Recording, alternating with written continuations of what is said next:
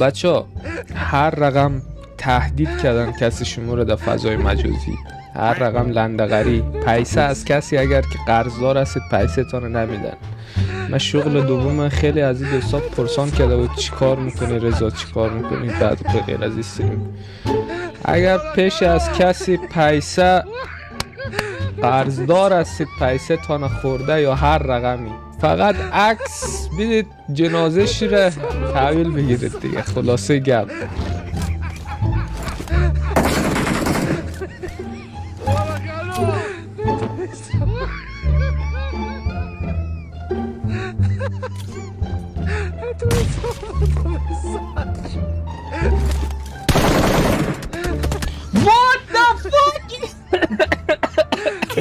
این رسه که خدای چی کم برای خدا راستی عجب.